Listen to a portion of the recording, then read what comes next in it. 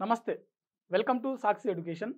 తెలంగాణలో కాంగ్రెస్ ప్రభుత్వం అధికారంలోకి వచ్చిన తర్వాత నిరుద్యోగులకు ఇచ్చినటువంటి 2 లక్షల ఉద్యోగ హామీ ఎంతవరకు నెరవేరింది అనే అంశంపై మనతో చర్చించడానికి ప్రముఖ పోటీ పరీక్షల నిపుణులు, నిరుద్యోగ పక్షపాతి అశోక్ కుమార్ గారు ఉన్నారు. వారితో మాట్లాడి మరిన్ని విషయాలు తెలుసుకుందాం. నమస్తే సార్. నమస్తే మిత్రమా. సార్ 2023 ఎలక్షన్లో బీఆర్ఎస్ ప్రభుత్వం ఓటమికి, కాంగ్రెస్ ప్రభుత్వం అధికారంలో రావడానికి ప్రధాన కారణం నిరుద్యోగులు అని చెప్పి స్వయాన ముఖ్యమంత్రి గారు ప్రకటించారు. ఈ అంశంలో నిరుద్యోగులు ఎంతవరకు సఫలమయ్యారు? ప్రభుత్వం సఫలమైంది, నిరుద్యోగులు విఫలమయ్యారు. కాంగ్రెస్ పార్టీ అధికారంలోకి వచ్చినాక సఫలమైంది ఎవరంటే కాంగ్రెస్ పార్టీ. ఎందుకంటే ఇవ్వని ఉద్యోగాలను ఇచ్చినట్టుగా రాష్ట్ర వ్యాప్తంగా భ్రమలు కల్పించి వాళ్ళ నిరుద్యోగుల చేతిలో చిప్పకూడు పెట్టినటువంటి ప్రభుత్వం కాంగ్రెస్ గవర్నమెంట్. వాళ్ళ ఒక్కొక్క మంత్రి ఒక ఆయన 60,000 అంటాడు, ఒక ఆయన 20,000 అంటాడు, ఒక ఆయన త్వరలో అంటాడు, రేపే 40,000 ఉద్యోగాలు అంటారు. అంటే వీళ్ళ మాటలకి చేతలకి ఎక్కడ కూడా సంబంధం లేని మాటలు మాట్లాడుతున్నారు ఈ కాంగ్రెస్ యొక్క మంత్రులు.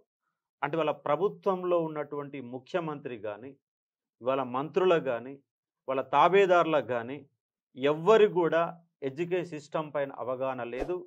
వీళ్ళు కేవలం మసిబూసి మారడికాయ చేస్తూ నిరుద్యోగుల నిండా ముంచిన ప్రభుత్వం ఇవాళ కాంగ్రెస్ గవర్నమెంట్.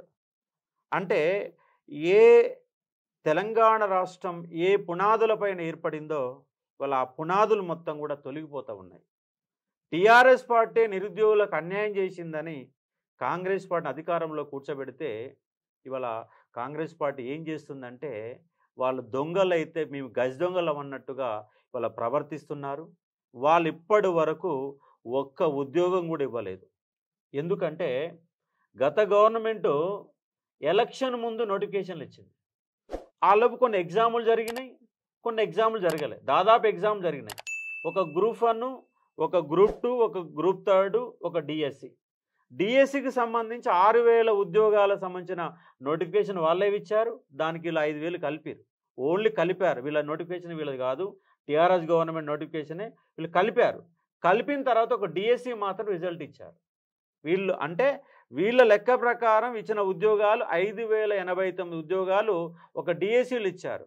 గ్రూప్ 1 వీళ్ళది కాదు, గ్రూప్ 2 వీళ్ళది కాదు, గ్రూప్ 3 వీళ్ళది కాదు. ఎందుకంటే గ్రూప్ 2కు ఒక పోస్టు కలపాల, గ్రూప్ 3కు ఒక పోస్టు కలపాల.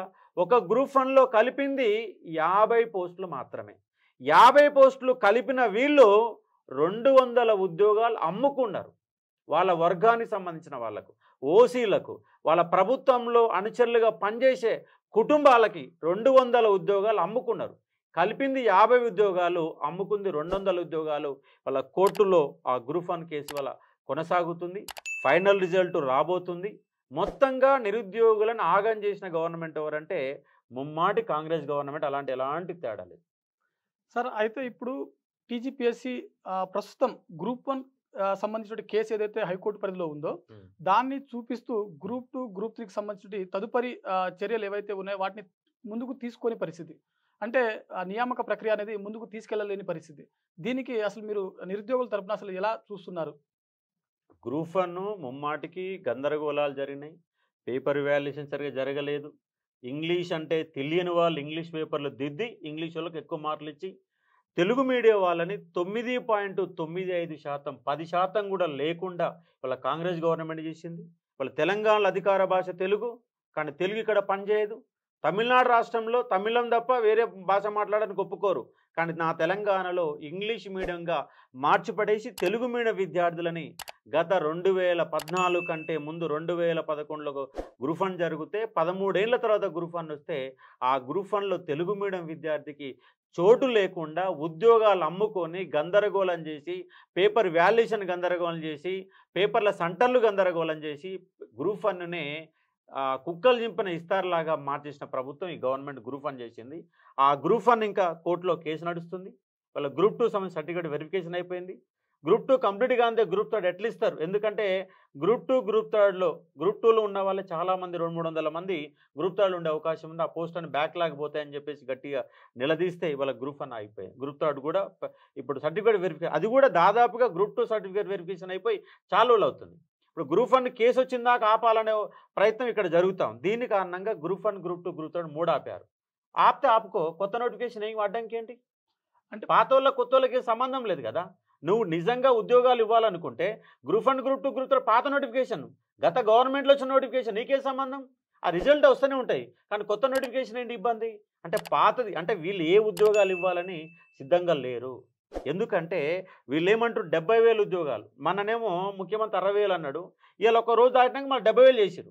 ఒక మంత్రి 70 అంటాడు, ఒక మంత్రి 60 అంటే మాట్లాడతారు, వాళ్ళకి తెలియదు. ఇంకా గత పాత సంబంధించిన నోటిఫికేషన్ సంబంధించి 5,000 ఉద్యోగాలు బాకీ ఉన్నారు. ఎందుకంటే ఒక ఎస్ఐ కానిస్టేబుల్ 3,500 ఉద్యోగాలు మిగిల్చుకున్నారు. ఒక గురుకులాలలో 9,000 ఉద్యోగాలు ఉంటే వీళ్ళ అవసరాల కోసం అప్పటికప్పటికి నియామక పత్రాలు ఇచ్చే, వాస్తవంగా డిఎల్ తర్వాత జేఎల్ ఇవ్వాలి, జేఎల్ తర్వాత పీజీటీ ఇవ్వాలి, పీజీటీ తర్వాత టీజీటీ ఇవ్వాలి, ఇవన్నీ వరుసక్రమం ఇవ్వకుండా మధ్యలో పీజీటీ చేశారు. మధ్యలో పీజీటీ చేస్తే పీజీటీ వచ్చిన వాడికి జేఎల్ వచ్చింది, పీజీటీ వచ్చిన వాడికి డిఎల్ వచ్చింది. ఇట్లా వచ్చిన ఒక్కొక్కరికి 2-3 ఉద్యోగాలు వచ్చిన కారణంగా దాదాపుగా 2,500 ఉద్యోగాలు మిగిలిపోయినాయి. వాళ్ళు 1:2 లిస్టులో ఉన్నారు, సర్టిఫికేట్ వెరిఫికేషన్లో ఉన్నారు, వాళ్ళకు ఉద్యోగం వస్తుంది. యాజ్ దట్ రూల్ ప్రకారం వస్తే 2,500 ఉద్యోగాలు వాళ్ళందరికీ కుటుంబాలన్నీ బాగుపడతాయి. కానీ వాళ్ళకు ఉద్యోగాలు ఇవ్వకుండా ఆ 2,500 కుటుంబాలు రోడ్డున పడేశారు. ఎందుకంటే 9,000 లోపు ఉన్నారు, వాళ్ళు ర్యాంకులో ఉన్నారు, మార్కులు వచ్చినాయి, అన్నీ వచ్చినాయి. వాళ్ళు రోడ్డు పట్టుకొని తిరిగిరు. ఇందిరాపాడ ధర్నా 4 సార్లు పెట్టారు. ముఖ్యమంత్రి ఇల్లు ముట్టడి చేశారు, 10 సార్లు ముట్టడి చేశారు. అమ్మాయిలు అయితే గోడుగోడిన వాళ్ళ కోసం ఆమెను నిరార్థకు చేసిన. ఇంత దుర్మార్గంగా రేవంత్ రెడ్డి అనే వ్యక్తి ఇంటర్మీడియట్ చదువుకున్నాడు. ఇంటర్మీడియట్ చదువుకున్న విద్యార్థి ఇవాళ సీఎం సీట్లో కూర్చున్నాడు. ఆయనకు పోటీ పరీక్షలు అంటే అవగాహన లేదు. ఆయన ఒక్క పోటీ పరీక్ష కూడా రాయలే. ముఖ్యమంత్రి సింహాసనం మీద కూర్చోబెడితే వాళ్ళ నిరుద్యోగులంతా రోడ్లు పట్టుకొని తిరిగే ఒక పరిస్థితి ఉంది. తక్షణమే ఈ రేవంత్ రెడ్డిని ఈ సీటు మీదకి వెళ్ళి కూలదోస్తే తప్ప నిరుద్యోగుల లాభం జరిగే పరిస్థితి లేదు. దానికోసం ఇప్పటికీ మేము ఇందిరాపార్క్ కాడ ధర్నా పెట్టినాం, ముట్టడి చేసినాం, సెక్రటరీ ముట్టడి అన్ని చేసినాం. రేపు 10వ తారీఖు వరకు మళ్ళీ గాంధీ భవన్ని మళ్ళీ ఒక 10,000 మందితో గాంధీ భవన్ని చర్చల కోసం పోతున్నాం, ముట్టడి కోసం కాదు. నువ్వు ఉద్యోగాలు ఇస్తావా ఇవ్వవా? నిన్న అద్దంకి దయాకర్ గారు సిటీ సెంటర్ లైబ్రరీకి వచ్చి మాతోటి ముచ్చట పెట్టారు, డిస్కషన్ పెట్టారు. అట్లనే ముఖ్యమంత్రి నువ్వు నిజంగా ప్రజల చేతి ఎన్నికైన ముఖ్యమంత్రి అయితే, నిజంగా నిరుద్యోగులు ఓట్లేసే గెలిచిన ముఖ్యమంత్రి అయితే నువ్వు గాంధీ భవన్కు వచ్చి మాతో చర్చలు జరుపు. నువ్వు ఎన్ని ఉద్యోగాలు ఇచ్చినావు మేము లెక్కలు చెప్తాం, వివరాలతో సహా లెక్కలు చెప్తాం. నువ్వు ఎప్పుడు నోటిఫికేషన్ ఇచ్చినావు, ఎప్పుడు ఉద్యోగాలు ఇచ్చినావు, ఎప్పుడు నియామక పత్రాలు ఇచ్చినావు? అంటే నోటిఫికేషన్లు ఇవ్వకుండా ఉద్యోగాలు ఇస్తావా? నోటిఫికేషన్లు ఇవ్వకుండా ఉద్యోగాలు ఇవ్వట్లయితాయి. నీకు దమ్ము ధైర్యం ఉంటే నువ్వు నిజంగా నిరుద్యోగుల పక్షపాతివైతే ఫస్ట్ ముందుగా ఉద్యోగాలు ఇవ్వడం కాదు, నోటిఫికేషన్లు ఫస్ట్ నోటిఫికేషన్లు ఇచ్చి ఆ నోటిఫికేషన్లో పరీక్ష పెట్టి అప్పుడు నియామక పత్రాలు. మీ ప్రభుత్వం యొక్క కంపల్సరీ రేపు స్థానిక సంస్థ, ఎందుకంటే నిరుద్యోగులు ఏకమైతేనే టీఆర్ఎస్ పార్టీ ఓడిపోయింది. నిజంగా అవ్వాలా, వాళ్ళకి అహంకారం ఎక్కువైందని ఓడగొట్టినాం. కానీ మీతో పోలిస్తే వాళ్ళు 300-400% బెటర్గా కనపడ్డారు. ఎందుకంటే వాళ్ళు ఒక 1,70,000 వరకు ఉద్యోగాలు ఇచ్చారు, 3 పోలీస్ నోటిఫికేషన్లు ఇచ్చారు. 3 నోటిఫికేషన్ల ద్వారా 50,000 ఉద్యోగాలు నింపితే నువ్వు 2 ఏళ్ళు అవుతుంది ఒక్క పోలీస్ నోటిఫికేషన్ ఇచ్చినావు. ఇప్పటివరకు ఒక్క పోలీస్ నోటిఫికేషన్ రాలే, ఒక డిఎస్సి రాలా. నువ్వు 25,000 మెగా డిఎస్సి వేస్తామని చెప్పినావు, నువ్వు కలిపింది 5,000 ఉద్యోగాలు. మిగతా 20,000 ఉద్యోగాలు ఎందుకు వేయవు? నిరుద్యోగులు అంటే మీకు ఎందుకు కలుసు? నిరుద్యోగ సమాజం ఏకమైతే మీరు ఆ సముద్రంలో కొట్టుకొని పోతారు. మీరు తమాషాలు చేస్తుంది, ప్రభుత్వం తమాషాలు చేస్తుంది. కాబట్టి మీ యొక్క మెడలు ఎలా వంచాలో మాకు తెలుసు. ఖచ్చితంగా మా ఉద్యోగాలు మీరు సాధించుకోవడం అని చెప్పి ఒక ప్రయత్నం చేస్తా ఉన్నాం. అయితే గౌరవ ముఖ్యమంత్రి గారు గతంలో కొన్ని సభలలో మాట్లాడుతూ కావాలనే నిరుద్యోగులే ఉద్యోగ నోటిఫికేషన్ మేము ఇస్తాము అని అంటే నిరుద్యోగులు రోడ్ల మీదకి వచ్చి ఇప్పుడు మాకు చదువుకోవడానికి టైం కావాలి, మాకు ఉద్యోగ నోటిఫికేషన్లు వద్దు అని చెప్పి నిరుద్యోగులే కోరుతున్నారు అని చెప్పి స్వయాన ముఖ్యమంత్రి గారు ప్రకటించారు. మరి దీన్ని ఎలా చూడొచ్చు? మీరేమన్నారంటే గౌరవ ముఖ్యమంత్రి గారు అన్నారు. ఆయన గౌరవ ముఖ్యమంత్రి కాదు, అగౌరవ ముఖ్యమంత్రి, అవగాహన లేని ముఖ్యమంత్రి. మినిమం ఒక నాలెడ్జ్ లేకుండా వాళ్ళు ఇచ్చినటువంటి ఎవడన్నా ఉద్యోగాలు వద్దని ధర్నా చేస్తారా? నువ్వు డిఎస్సి గ్రూప్ 2 2 ఎగ్జామ్లు ఒకసారి పెడితే రెండింటికి తేదీలు ఇక్కడ కొలాబరేట్ అవుతున్నాయి, ఇబ్బంది అవుతుంది. డిఎస్సి రాసేవాడు గ్రూప్ 2 రాస్తాడు, గ్రూప్ 2 రాసేవాడు డిఎస్సి రాస్తాడు. 2 ఉద్యోగాలు మీ ఎగ్జామ్ రాసుకోవాలంటే గ్యాప్ ఉండాలి, టైం అడిగారు. ఇక్కడ ఉద్యోగాలు వద్దని ధర్నా చేసే సోయి ఉన్న ముఖ్యమంత్రి అనేక అసలు నీకు సోయి కానీ నీకు అవగాహన కానీ లేదు. అసలు నీకు ముఖ్యమంత్రిగా ఉండే అర్హతనే లేదు. ఇవాళ రాష్ట్రంలో పప్పు బెల్లం పంచిపెట్టినట్టుగా పనికిమాలిన పథకాలు పెట్టి రాష్ట్రం యొక్క ఆర్థిక వ్యవస్థను దివాలా తీసి ఉద్యోగులు కూడా జీతాలు ఇవ్వలేని కోసుకొని తిననేటువంటి ఒక అవగాహన రాహిత్యం ఒక ముఖ్యమంత్రి వాళ్ళ సీట్లో కూర్చొని వాళ్ళ నిరుద్యోగులు ఉద్యోగాలు వద్దని ధర్నా చేసేటువంటి మాటలు మాట్లాడుతున్నావు. కంపల్సరీగా నీ మెడలుంచుతాం, నీ అహంకారాన్ని దించుతాం. అయితే మరోవైపు కాంగ్రెస్ పార్టీ అధికారంలో రాకముందు అంటే ఎన్నికల్లో వారు ఇచ్చినటువంటి మేనిఫెస్టోలో ఇచ్చినటువంటి హామీ ఏంటంటే 2 లక్షల ఉద్యోగాల భర్తీ. ఉమ్. అసలు 2 లక్షల ఉద్యోగాల భర్తీ అనేది సాధ్యమేనా? అంటే వీళ్ళు అవగాహన ఉండి మరి 2 లక్షలు అని చెప్పాలా సాధ్యమే. ఎందుకంటే బీష్వాల్ కమిటీ రాష్ట్రంలో 2,95,000 ఉద్యోగాలు ఖాళీ అని చెప్పారు. వాళ్ళు అవుట్ సోర్సింగ్ ద్వారా రాష్ట్రంలో దాదాపుగా 5 లక్షల మంది పనిచేస్తున్నారు. అవుట్ సోర్సింగ్ ఎందుకు తీసుకోవాలా?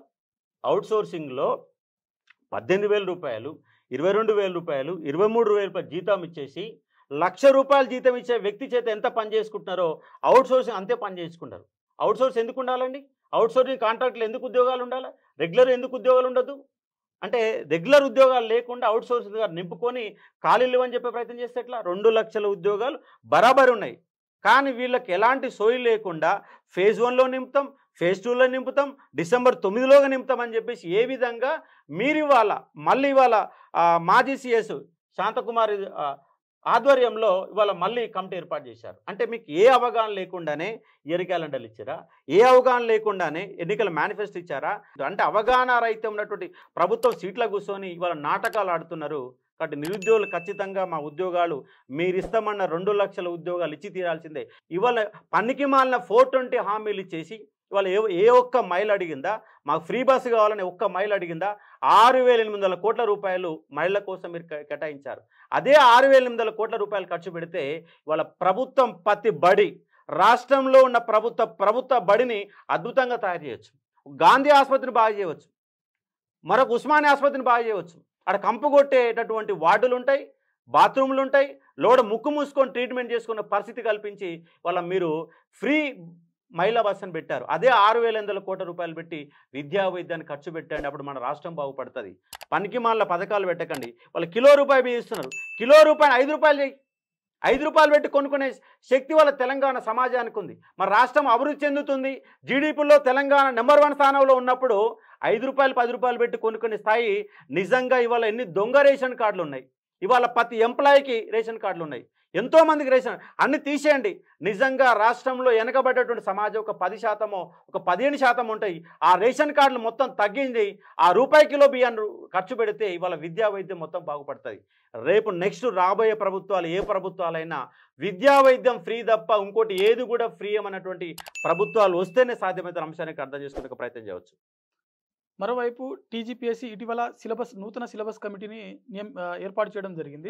ప్రభుత్వం కూడా మాజీ సీఎస్ శాంతికుమారి గారి ఆధ్వర్యంలో ప్రభుత్వ ఏ శాఖలలో ఖాళీలు ఉన్నాయనే దాని గురించి సేకరణ కోసం అని చెప్పి ఒక కమిటీ నియమించడం జరిగింది. ఈ నేపథ్యంలో ఉద్యోగ నోటిఫికేషన్లు వస్తాయనే ఆశ ఏమాత్రం లేదా మీకు? ఇక్కడ కాన్సెప్ట్ ఏంటంటే ఈ రెండు కూడా అవసరం లేని కమిటీలు. ఎందుకంటే 2014 తెలంగాణ రాష్ట్రం వచ్చింది. ఈ 10 ఏళ్లలో ఏం మారిందండి? సమాజంలో ఏం మార్చారు? గత టీఆర్ఎస్ గవర్నమెంట్ 10 ఏళ్లలో ఏం మార్చింది? అసలు సిలబస్ కమిటీ ఏం అవసరం? ఇప్పుడు వాళ్ళ తెలంగాణ రాష్ట్ర అస్తిత్వ పునాదులపైన తెలంగాణ రాష్ట్రం ఏర్పడ్డది. మరి ఏర్పడ్డటువంటి భావజాల వ్యాప్తి కోసమే గతంలో ఉస్మాన్ యూనివర్సిటీలో 25 మంది ప్రొఫెసర్లు కలిసి తనకు సిలబస్ కమిటీ ఏర్పాటు చేశారు. అంటే ఇప్పుడు సిలబస్ మార్చాలంటే ఆ 25 మంది కమిటీ ఏర్పాటు చేసే కమిటీ మెంబర్లంతా ఉస్మాన్ యూనివర్సిటీ ప్రొఫెసర్లంతా పనికిమాల వాళ్ళ మీ దృష్టిలో సిలబస్ ఏం మార్చారో చూస్తాం. ఇప్పటిదాకా దాని మీటింగ్ లేదు. అసలు ఏం చేశారు? దాదాపు కమిటీ ఏర్పాటు చేసి 2-3 నెలలు అవుతుంది. దాని గురించి ఒక ప్రోగ్రెస్ లేదు, ఒక మీటింగ్ లేదు, ఏం లేదు. అంటే వీళ్ళకి ఉద్యోగాలు ఇచ్చే ఉద్దేశం లేదు. ఆల్రెడీ బీష్వాల్ కమిటీ నివేదికలు ఉంది. మీ దగ్గర ఆడిట్ లేకుండా మీ దగ్గర ఇప్పుడు శాలరీస్ ఎట్లా ఇస్తున్నారు? శాలరీస్ ఉద్యోగులకు సంబంధించిన వివరాలు మొత్తం ఉన్నాయి కదా.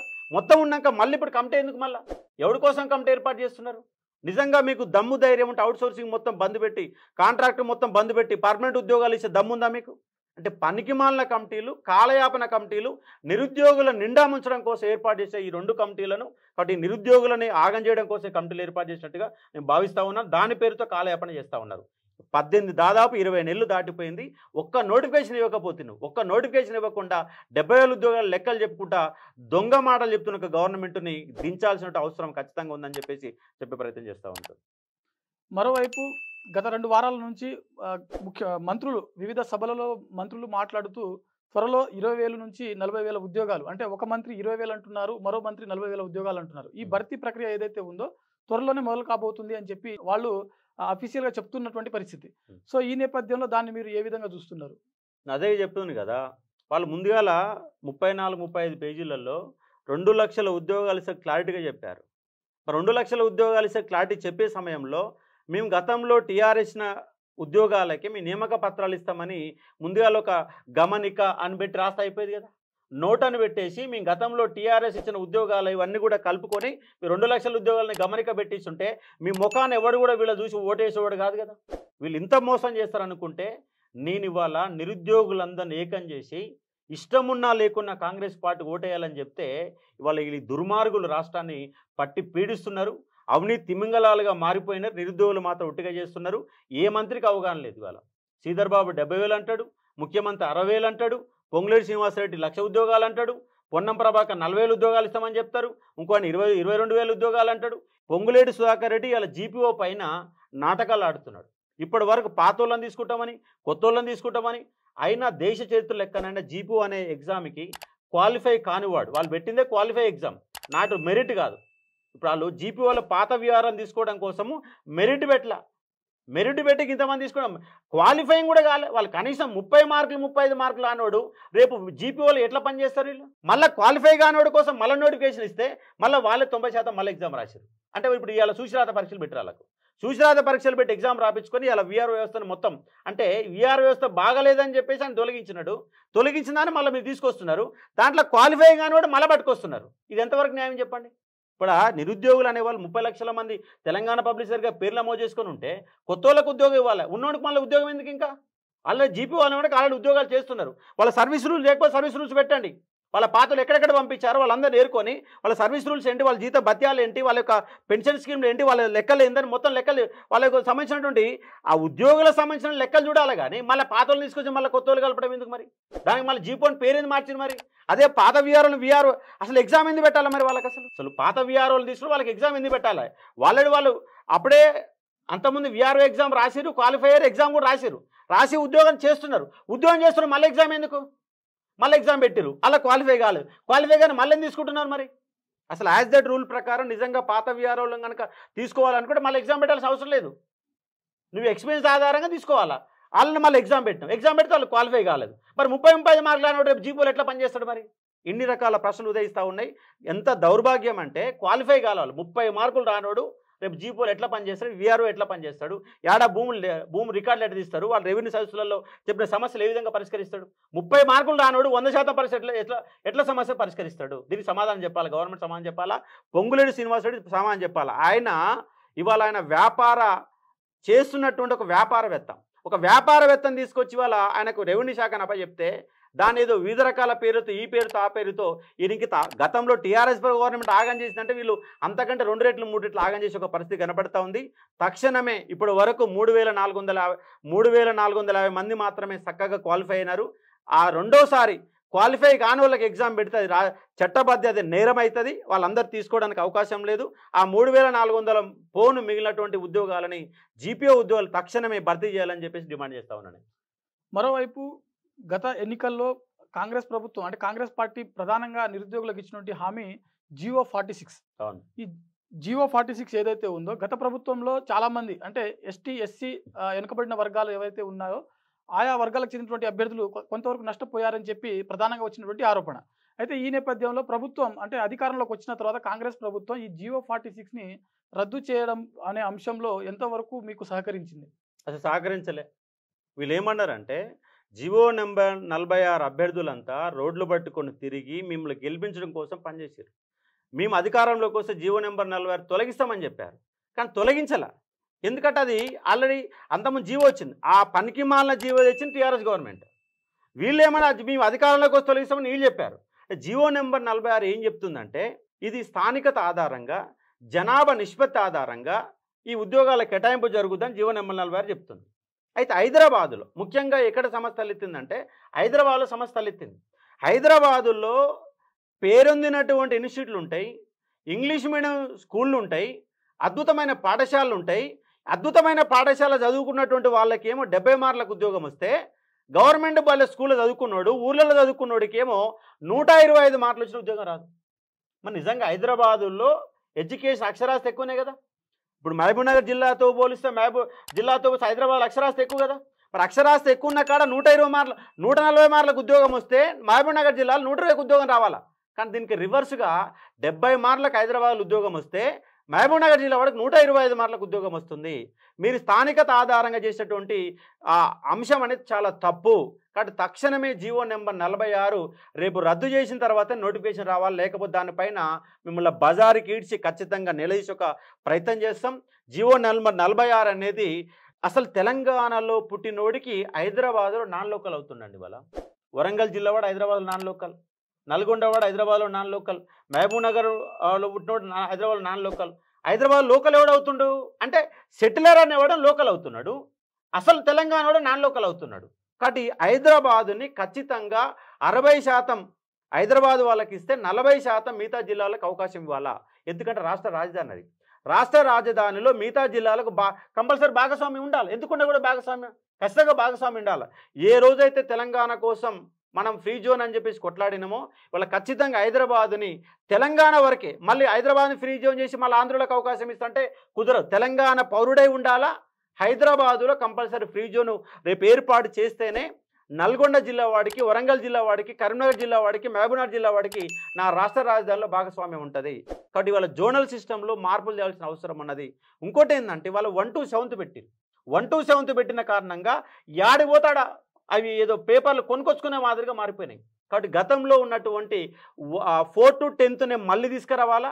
మీకు ఒకవేళ దమ్ము ధైర్యం ఉంటే 1 to 10th పెట్టండి. 1 to 10th మీరు చూడండి, అప్పుడు నిజమైనటువంటి అభ్యర్థికి న్యాయం చేయడానికి అవకాశం ఉంది. వాళ్ళు 1 to 7th పెట్టేటువంటి అంశం కూడా తెలంగాణ ఆంధ్ర వాళ్ళకి అవకాశం ఇచ్చే విధంగా, నాన్ లోకల్ అవకాశం ఇచ్చే విధంగా, దొంగ సర్టిఫికెట్లు అవకాశం ఇచ్చే విధంగా 1 to 7th అనేది కొనసాగుతుంది. కటిస్తా ఇవాళ ఈ ఉన్నటువంటి జోనల్ సిస్టంలో కూడా మార్పులు ఖచ్చితంగా తేవాల్సిన అవసరం ఉంది. జీవో నెంబర్ 46 ఖచ్చితంగా తొలగించాల్సిన అవసరం ఉంది. అదేవిధంగా ఎస్సీ ఎస్టీ బీసీలకు అన్యాయం చేసే జీవో నెంబర్ 29 కూడా ఈ కాంగ్రెస్ గవర్నమెంట్ తీసుకొచ్చి వెనుకబడిన వర్గాల తీవ్రమైన అన్యాయం చేసింది. ఇవాళ బీసీ రిజర్వేషన్ల పేరుతో ఇవాళ బీసీ రిజర్వేషన్లు ఖచ్చితంగా అమలు చేయకుండా దొంగ నాటకాలు ఆడే ప్రయత్నం ఇవాళ కాంగ్రెస్ పార్టీ, బీజేపీ పార్టీలు చేస్తూ ఉన్నాయి. ఖచ్చితంగా బీసీ రిజర్వేషన్ ఇంప్లిమెంట్ చేయాలి, జనాభా ఆధారితంగా రిజర్వేషన్లు ఇవ్వాలా, 46 జీవోని ఖచ్చితంగా తొలగించాలని చెప్పేసి మేము డిమాండ్ చేసే ఒక ప్రయత్నం చేస్తూ ఉన్నాం. అయితే గత 4-5 సంవత్సరాల నుంచి నిరుద్యోగులకు ప్రధానంగా అంటే నిరుద్యోగులకు ఉన్నటువంటి సమస్యలు ఏవైతే ఉన్నాయో ప్రతి సమస్యను లేవనెత్తి ప్రభుత్వం దృష్టికి తీసుకుపోతున్న అశోక్ కుమార్ గారు ప్రస్తుతం కాంగ్రెస్ ప్రభుత్వం అధికారంలోకి వచ్చిన తర్వాత జాబ్ క్యాలెండర్ అంశంలో ఎంతవరకు ప్రభుత్వానికి మీ యొక్క అంటే నిరుద్యోగుల తరపున ఈ జాబ్ క్యాలెండర్ అంశాన్ని ప్రభుత్వం దృష్టికి తీసుకెళ్లారు? అంటే దాదాపుగా ఈ గవర్నమెంట్ అధికారంలోకి వచ్చినాక 3 నెలలకే నేను అంగస్ట్రైక్ చేసిన. ఎందుకంటే వాళ్ళు ఏమన్నారు, డిసెంబర్ 9లో ఉద్యోగాలు అన్నారు. ఏ ఉద్యోగ ప్రక్రియ మొదలు పెడతలేరు. పైగా గురుకుల రీలింక్విస్ట్ ఆప్షన్ గందరగోళంగా మారింది. అదేవిధంగా గ్రూప్ 2లో ఉద్యోగాలు పెంచాలని, గ్రూప్ 2లో 783 ఉద్యోగాలు ఉన్నాయి, తనకు అదనంగా ఉద్యోగాలు చేర్చాలని, గ్రూప్ 3లో ఉద్యోగాలు చేర్చాలని మూడు దఫాన్ని అంగస్ట్రైక్ చేశాను. రెండోసారి కూడా ఈ ఉద్యోగాల కల్పన ఇంకా ఆలస్యం అవుతుందని ఇప్పటికీ 2 సార్లు అంగస్ట్రైక్ చేశాను. మళ్ళీ ఇందిరాపార్ దగ్గర ఇప్పటికే 2 సార్లు మీటింగ్ పెట్టడం జరిగింది, సభలు పెట్టడం జరిగింది, సమావేశాలు పెట్టడం జరిగింది. నా వంతుగా నేను ఒక పోటీ పరీక్షల నిపుణుని, ఒక కోచింగ్ సెంటర్ నిర్వహిస్తున్నవచ్చు. కానీ కోచింగ్ సెంటర్ కంటే ముందే నేను ఉద్యమకారుణ్ణి. 2014 కంటే తెలంగాణ ఉద్యమంలో పాల్గొన్నవాడిని. నల్గొండ జిల్లాలో జర్నలిస్ట్ తరపున ఓ రోజు మొత్తం అంగస్ట్రైక్ చేసినటువంటి వ్యక్తిని. అటువల్ల నేను కోచింగ్ ఇన్స్టిట్యూట్ పెట్టిన తర్వాత ఉద్యమకారుని కాలే. కోచింగ్ సెంటర్ పెట్టకముందు ఉద్యమకారుణ్ణి, కోచింగ్ సెంటర్ పెట్టకముందే నేను జర్నలిస్ట్ని. కానీ ఉపాధి కోసం, నా కుటుంబ బాధ్యతలు నిర్వహించడం కోసం నేను కోచింగ్ సెంటర్ నిర్వహిస్తున్నా. కానీ కోచింగ్ సెంటర్కి ఉద్యమానికి ఎక్కడ కూడా లింకు పెట్టి నేను ఉద్యమాలు చేయలేదు. ఖచ్చితంగా ఉద్యమాలు నిరుద్యోగుల తరపున కొట్లాడుతున్నా, గత 10 ఏళ్ళు కొట్లాడుతున్నా. నా జీవితాంతం మొత్తం కూడా నిరుద్యోగులకి నా యొక్క మొత్తం లైఫ్ టైం మొత్తం కూడా వాళ్ళ కోసం త్యాగం చేస్తా. రేపు ఖచ్చితంగా రేపు 10వ తారీఖు వరకు మనం గాంధీ భవన్ ముట్టడి చేయబోతూ ఉన్నాం. ఖచ్చితంగా గాంధీ భవన్తో చర్చలు జరిపే ప్రయత్నం చేస్తున్నాం. మీ ప్రభుత్వం కనుక దిగి రాకపోతే మొన్నటి వరకు మేము ఏ ప్రభుత్వానికైతే వ్యతిరేకంగా టీఆర్ఎస్ గవర్నమెంట్ వ్యతిరేకంగా ఏ విధంగా అయితే పనిచేశామో ఇవాళ కాంగ్రెస్ వ్యతిరేకంగా మళ్ళీ టీఆర్ఎస్తో కలిసి మీకు వ్యతిరేక ఉద్యమాలు చేయడానికి కూడా మేము సిద్ధమవుతాం. కాబట్టి మీరు న్యాయబద్ధంగా మీరు ఇస్తున్నటువంటి ఉద్యోగాలు మీ యొక్క ఎన్నికల మేనిఫెస్టో ప్రకారం, మీరు అసెంబ్లీలో 2 సార్లు ప్రకటించిన ప్రకారం, జాబ్ క్యాలెండర్ ప్రకారం ఉద్యోగాలు ఎమ్మటే తక్షణమే రిలీజ్ చేయండి. స్థానిక సంస్థ ఎన్నికల కంటే ముందే మాకు 1,00,000 ఉద్యోగాలు కంప్లీట్ కావాలా. తక్షణమే మాకు గ్రూప్ 2, 3 కంపల్సరీ కావాలా. ఎస్ఐ కానిస్టేబుల్ నోటిఫికేషన్ ఖచ్చితంగా కావాలా. డిఎస్సి నోటిఫికేషన్ ఖచ్చితంగా కావాలా. అదేవిధంగా పవర్ సెక్టర్లో కూడా 5,300 ఉద్యోగాలు ఆల్రెడీ ఆర్థిక శాఖ ఆమోదం పొందింది, అది ఇవ్వడానికి రెడీగా ఉన్నాయి. ఈ ఉద్యోగాలు ఎమ్మటే తక్షణం ఇవ్వాలా. లేదంటే స్థానిక సంస్థల ఎన్నికలలో ఎప్పటికీ ఆల్రెడీ నిరుద్యోగులలో ఎంత వ్యతిరేకత రావాలో అంత వ్యతిరేకత వచ్చింది. మీరు గనక ఈ ఆగస్టు 15 వరకు మాకు క్లారిఫికేషన్ ఇవ్వకపోతే ఖచ్చితంగా మేము మీ యొక్క గాంధీ భవన్ ముట్టడి చేస్తాం. మీరు వినకపోతే చలో టీఆర్ఎస్ భవన్ అనే కార్యక్రమం కూడా పెడతాం. మేము కంపల్సరీ నిరుద్యోగుల ప్రభుత్వమా అన్న అంశం పైన మేము ఖచ్చితంగా నిలబడతాం, కొట్లాడుతాం, మీ మెడలు వంచే ప్రయత్నం చేస్తామని స్పష్టంగా చెప్పదలుచుకున్నాను. సార్, ఇప్పుడు తెలంగాణలో 2 లక్షల ప్రభుత్వ ఉద్యోగాల భర్తీ చేసినప్పటికీ ఒకవేళ సుమారు మనకు 30 లక్షల మంది నిరుద్యోగులు ఉన్నటువంటి పరిస్థితి. ఈ నేపథ్యంలో మిగిలిన వారికి ఏ విధంగా న్యాయం చేయొచ్చు? అంటే వాళ్ళ ఈ నిరుద్యోగ సమస్య పరిష్కారానికి గవర్నమెంట్ ఉద్యోగులు ఒకటే పరిష్కారం కాదు. ప్రైవేట్ రంగం అతిపెద్ద రంగం ఏంటంటే ప్రైవేట్ రంగం. ఆ ప్రైవేట్ రంగంలో కూడా ముఖ్యంగా హైదరాబాద్ మహానగరం దేశంలోనే పేరొందిన మహానగరం. ఇవాళ దక్షిణ భారతదేశంలో నెంబర్ 1 స్థానంలో హైదరాబాద్ నగరం. ఇవాళ తెలంగాణ నిరుద్యోగులకి అది ఫుల్ఫిల్ చేసేంత శక్తి ఉన్నది. కాకపోతే ఇక్కడ సమస్య ఏంటంటే హైదరాబాద్ మొత్తం కూడా నాన్ లోకల్ కబ్జాలో మిగిలిపోయినది. పై స్థాయి ఉద్యోగాలు ముఖ్యంగా సాఫ్ట్వేర్ ఉద్యోగాలు కానీ ఇండస్ట్రీలో కానీ చాలా ఉద్యోగాలు ఆంధ్ర వాళ్ళు ఆక్యుపై చేస్తే కింది స్థాయి ఉద్యోగాలు తెలంగాణ వాళ్ళు అంటే ఇక్కడ ప్లంబర్ వర్క్ కానీ అదే చెక్క పని కానీ లేదా బండల పరిశ్రమలో పనిచేయడం కానీ ఇవన్నీ కూడా చదువుకున్నటువంటి వాళ్ళు ఈ పనులకు పోలేకపోతున్నారు. అంటే కింది స్థాయి ఉద్యోగాలు బీహార్, ఒరిస్సా, ఉత్తరప్రదేశ్ వాళ్ళు ఆక్యుపై చేస్తే పై స్థాయి ఉద్యోగాలు ఆంధ్ర వాళ్ళు ఇంకా కొంత తమిళనాడు వాళ్ళు ఇటు గుజరాత్ వాళ్ళు ఆక్యుపై చేసుకునే ప్రయత్నం జరుగుతూ ఉంది. కాబట్టి దీనికి పరిష్కార మార్గం ఏంటంటే హైదరాబాదులో కొన్ని లక్షల ఉద్యోగాలు ఉన్నాయి కానీ నా తెలంగాణ బిడ్డలకు రావడం లేదు. కాబట్టి మళ్ళొకసారి 1952లో ఏ విధంగా నాన్ ముల్కీ గో బ్యాక్, గోంగూర పచ్చడి go back, idli sambar go back అని ఏ విధంగా ఉద్యమం వచ్చిందో మళ్ళొకసారి హైదరాబాదులో నా తెలంగాణ బిడ్డలకి ఉద్యోగాలు ఇవ్వాలంటే ఒక నినాదం బలంగా రావాలా. ఇంకోటి ఏంది, హైదరాబాదులో రోజో కంపెనీ తీసుకొస్తున్నారు, గొప్పలు చెప్తున్నారు. ముఖ్యమంత్రి రేవంత్ రెడ్డి గారు ఏమన్నారంటే 3.5 లక్షల సంబంధించినటువంటి మేము పెట్టుబడులు తీసుకొచ్చామని చెప్పారు. మరి 3.5 లక్షల పెట్టుబడులు తీసుకొస్తే ఎన్ని కంపెనీలు పెడుతున్నారు? మరి ఆ కంపెనీలలో తెలంగాణ బిడ్డలకు ఏమైనా ఉద్యోగాలు దొరుకుతున్నాయా లేదా? మీ 20 నెలల కాలంలో గతంలో టీఆర్ఎస్ 10 ఏళ్ల కాలంలో నిజంగా ఈ పరిశ్రమలలో ఈ యొక్క సాఫ్ట్వేర్ దాంట్లలో తెలంగాణ బిడ్డలకు ఎంతమందికి ఉద్యోగాలు ఇచ్చారు? లెక్కలు తీయండి. మొత్తం హైదరాబాద్లో ఉన్న కంపెనీలన్నీ దాంట్లో తెలంగాణ వాళ్ళు ఎంతమంది పనిచేస్తున్నారు, ఆంధ్ర వాళ్ళు ఎంతమంది పనిచేస్తున్నారు, నిజంగా ఆ కంపెనీలలో పనిచేసేటువంటి స్కిల్స్ తెలంగాణ బిడ్డలకు ఉన్నాయా లేవా, లేకపోతే దాని పరిష్కారం ఏంటంటే వెతికే ప్రయత్నం చేయండి. హైదరాబాదులో ఒక కంపెనీ పర్మిషన్ ఇవ్వాలంటే ఖచ్చితంగా వాళ్ళకు ఆ కంపెనీకి మీరు నీళ్ళు ఇస్తున్నారు, ఆ కంపెనీకి భూమి ఇస్తున్నారు, ఆ కంపెనీకి సంబంధించిన రాయితీలు ఇస్తున్నారు, కానీ ఆ కంపెనీ మాత్రం తెలంగాణ బిడ్డలకు ఉద్యోగాలు ఇస్తలేదు. మరి ఉద్యోగాలు ఇవ్వాలని కంపెనీలు మన హైదరాబాద్కు మనకు అవసరమా? కాబట్టి ఖచ్చితంగా ఏ కంపెనీ వచ్చినా కూడా ఆ కంపెనీలో తెలంగాణ బిడ్డలకే 90% ఉద్యోగాలు ఇచ్చే విధంగా చట్టం తేవాలా. గతంలో వైఎస్ జగన్ గారు ఆంధ్రప్రదేశ్లో చట్టం తీసుకొచ్చారు, అక్కడ ఇంప్లిమెంట్ అవుతుంది. ఆ చట్టం తీసుకురావాలా, ఖచ్చితంగా ఇంప్లిమెంట్ చేస్తే తెలంగాణలో నిరుద్యోగ సమస్యకు సంపూర్ణంగా పరిష్కారం దొరకడానికి 100% అవకాశం దొరుకుతుందని చెప్పి భావిస్తా ఉన్నాను. చివరిగా సార్, తెలంగాణలో కాంగ్రెస్ ప్రభుత్వం అధికారంలోకి వచ్చిన తర్వాత నిరుద్యోగులకు స్వయం ఉపాధి కల్పించడం కోసం రాజీవ్ యువ వికాస్ అనే స్కీమ్ తీసుకురావడం జరిగింది. సో ఈ నేపథ్యంలో అది ఎంతవరకు ఇంప్లిమెంట్ అవుతుందని చెప్పి మీరు భావిస్తూ ఉన్నారు? ఇవాళ వాళ్ళు రాజీవ్ యువ వికాస్ అని చెప్పేసి ఒక పథకం స్కీమ్ పెట్టి 5,000 కోట్ల రూపాయలు ఇస్తామని చెప్పేసి ప్రకటన తీసుకొని అప్లికేషన్ తీసి పక్కన పెట్టారు. ఆయన ఏమన్నా కోసుకొని తినండి, నాకాడ ఏం లేదని చెప్పేసి లెక్కలు చెప్తున్నాడు. మరి 5,000 కోట్ల రూపాయలు ఆడికెళ్ళి చేస్తాడు, ఆడికెళ్ళి రాజీవ్ వికాస్ అమలు చేస్తాడు. ఒకవేళ అమలు చేసినా అది నిరుద్యోగులకు మాత్రం ఇవ్వరు. ఒకవేళ అమలు చేసిన నిరుద్యోగులకు ఇవ్వరు. ఎవరికి ఇస్తారు? కాంగ్రెస్ పార్టీ కార్యకర్తలకు ఇస్తారు. అది పార్టీ కార్యకర్తల కోసం పెట్టే స్కీమ్ కానీ అది నిరుద్యోగులు పెట్టే కోసం స్కీమ్ కాదు.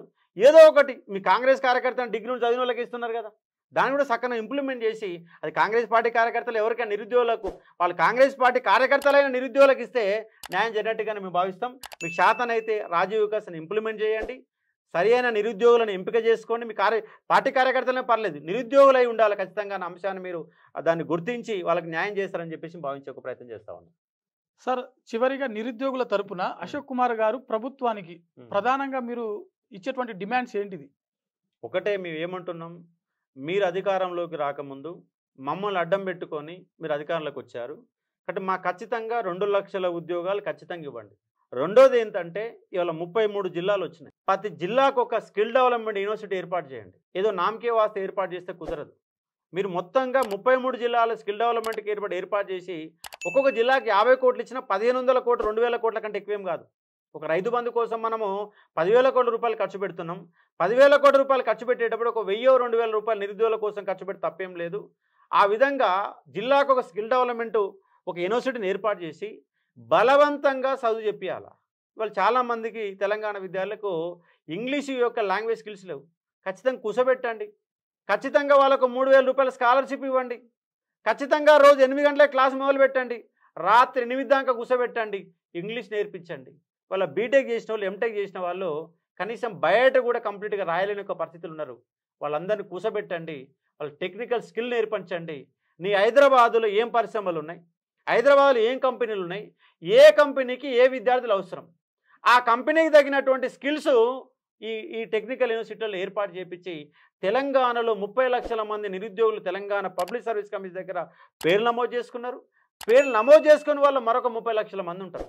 కాబట్టి 60 లక్షల మందికి ఉపాధి ఏంటి, ప్రైవేట్ రంగంలో ఉద్యోగాలు ఏంటి, ప్రభుత్వ రంగంలో ఉద్యోగాలు ఏంటి, 3 భాగాలుగా డివైడ్ చేయాలి. ప్రభుత్వ ఉద్యోగాలు, ప్రైవేటు ఉద్యోగాలు, స్వయం ఉపాధికి సంబంధించిన అంశాలు. ఈ 3 అంశాల ఆధారంగా మీరు డివైడ్ చేసుకొని ఖచ్చితంగా ఈ నిరుద్యోగుల 60 లక్షల మంది కోసం మీరు కనుక ఖచ్చితమైన ప్రణాళికలు ఏర్పాటు చేస్తే నా తెలంగాణ దేశంలో ఇప్పుడు ఆల్రెడీ జీడిపిలో నెంబర్ 1 స్థానం ఉంది. రేపు ఏ రాష్ట్రానికి అందనంత దూరంలో తెలంగాణ పోవడానికి అవకాశాలు ఎక్కువ ఉన్నాయి. కాబట్టి ఇవాళ యువశక్తిని వాడుకునే ప్రయత్నం చేయండి.